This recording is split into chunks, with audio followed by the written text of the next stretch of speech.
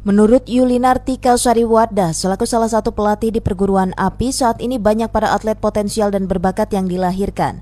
Salah satunya dirinya sendiri yang pernah menjadi juara dunia. Perguruan API memang sudah dikenal sebagai pencetak pesilat berprestasi. Namun saat ini perguruan tersebut tampaknya tidak dilirik oleh kepengurusan IPSI Kota Bogor. Padahal Kota Bogor sendiri sangat bergantung pada atlet bermental juara untuk mewujudkan targetnya di Porda mendatang. Mantan pesilat juara dunia ini menambahkan para pesilat yang dibinanya saat ini tidak kesulitan jika memang IPSI Kota Bogor tidak akan menjaring pesilat dari perguruan API. Karena daerah lain kerap kali memantau perkembangan pesilat perguruan API menjelang prakualifikasi Porda. Tahu atlet API yang berada di Kota Bogor,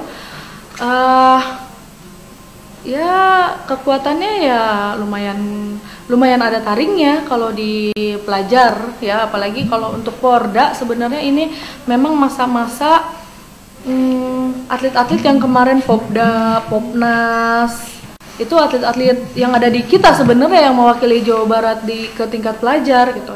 Dari Kedung Halang Kota Bogor, Cevi Alfi Adrian melaporkan untuk Dinamika.